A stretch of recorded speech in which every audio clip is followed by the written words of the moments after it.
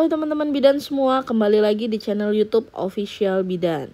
Kali ini kita akan bahas soal ya teman-teman, tentang sasaran promosi kesehatan dan unsur-unsur komunikasi. Adakah teman-teman yang udah tahu gimana sih contoh-contoh soalnya nih tentang sasaran promkes sama unsur komunikasi? Oke, yang belum tahu dan yang ingin tahu biar lebih paham lagi materi tentang itu, tonton terus video ini sampai dengan selesai teman-teman. Jangan di skip-skip biar gak ketinggalan materinya, biar lebih paham lagi. Dan yang belum subscribe silahkan untuk di subscribe dan di like. Yang mau request soal apa nih yang kita bahas selanjutnya, silahkan chat di kolom komentar ya teman-teman. Langsung aja ya teman-teman, kita bahas soal nomor 1. Seorang bidan menemui beberapa tokoh masyarakat setempat untuk menjelaskan program imunisasi kanker serviks bagi anak perempuan kelas 5 dan 6 SD yang saat ini sedang digalakan oleh pemerintah. Tindakan yang dilakukan bidan merupakan promosi kesehatan ke sasaran A primer, B sekunder, C tersier, D promotif, dan E preventif. Jadi teman-teman udah tahu belum berapa sih sasaran promosi kesehatan? Ada berapa macam? Ada 3 macam ya teman-teman. Apa aja? Sasaran primer, sekunder, dan tersier. Kalau promotif dan preventif bukan ya teman-teman, bukan dari sasaran promkes. Nah di soal ini apa nih kata kuncinya? Kata kuncinya adalah apa teman-teman?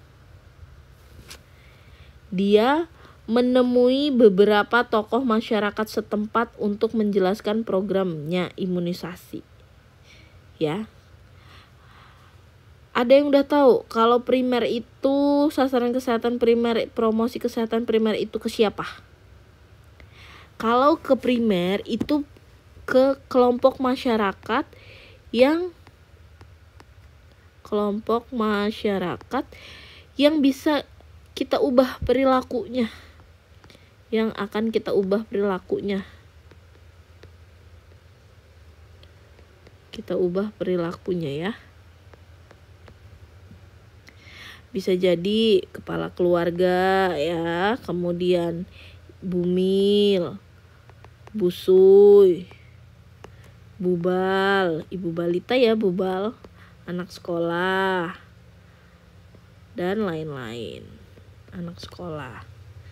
Kalau sasaran sekunder itu adalah tokoh masyarakat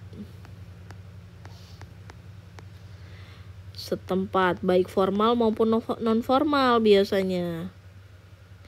Ini sebagai jembatan mereka.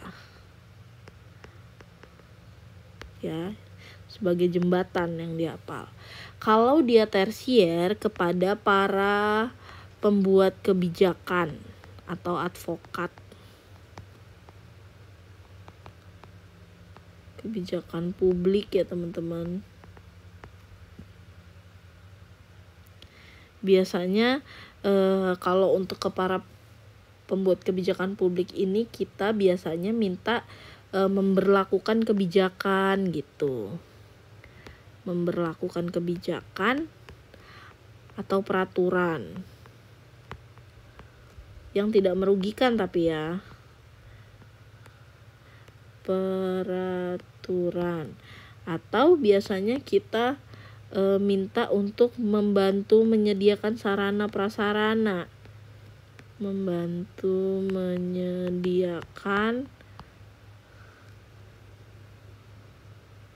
sumber daya ya, kita bilangnya sumber daya aja, yaitu bisa dana dan sarana, atau dan lain-lainnya lagi. Jadi kita minta bahwa pejabat ini untuk membantu menyediakan sumber daya gitu. Nah, kalau di soal ini kita lihat lagi di soal ini dia adalah tokoh masyarakat. Berarti dia adalah yang sekunder. Jadi diingat, kalau primer dia kelompok masyarakat, kalau sekunder dia tokoh masyarakat, kalau tersier dia adalah pembuat kebijakan atau kita bilang advokat ya biasanya di sini. Advokat. Orang yang membuat kebijakan. Kita lanjut ke soal nomor 2, teman-teman.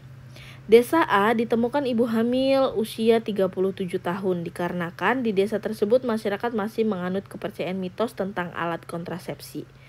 Sasaran primer bagi bidan desa untuk mengatasi masalah tersebut adalah A. Tokoh masyarakat, A. Tokoh agama, B. Tokoh masyarakat, C. Ibu hamil, D. Pasangan usia subur, dan E. Ketua RT.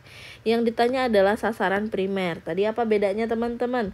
Sasaran primer itu adalah kelompok masyarakat. Kalau sekunder tadi itu tokohnya ya teman-teman, tokoh masyarakat. Kalau tersier dia adalah advokat. Ini yang teman-teman harus pahami ya. Advokat itu adalah yang pembuat kebijakan ya teman-teman. Kalau tokoh agama itu termasuk dalam tokoh masyarakat, maka dia adalah sekunder. Tokoh masyarakat sekunder. Kalau ibu hamil ya dia primer. Pasangan usia subur juga primer. Kalau ketua RT dia tokoh masyarakat berarti sekunder. Berarti jawaban A nggak mungkin, B nggak mungkin, dan C nggak mungkin. Berarti jawaban soal nomor 2 ini antara C dan D.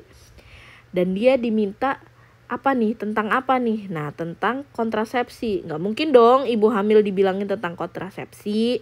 Maka jawabannya adalah yang D. Sasarannya adalah pasangan usia subur. Paham ya teman-teman?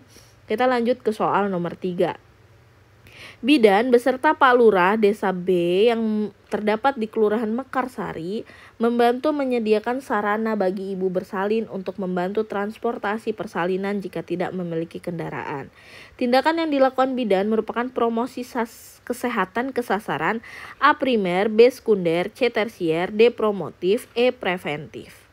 Apa nih teman-teman? Promotif, preventif nggak mungkin ya. Kalau primer tadi kelompok masyarakat ya, sekunder tokoh masyarakat, tersier baru pengambil kebijakan. Nah ini pengambil kebijakan ini tadi adalah untuk membuat kebijakan atau meminta apa teman-teman? Meminta bantu menyediakan sumber daya. Nah, di soal ini dia bidan bersama dengan minta beserta Pak Lurah menyediakan sarana membantu transportasi persalinan. Berarti dia adalah menyediakan sumber daya. Berarti jawabannya adalah yang C, tersier. Paham ya teman-teman? Cukup sekian video kita kali ini tentang sasaran promosi dan sasaran promosi kesehatan dulu ya. Untuk unsur komunikasi kita akan bahas di video selanjutnya. Tonton video selanjutnya tentang unsur komunikasi ya teman-teman. Sampai di sini dulu. See you di video selanjutnya.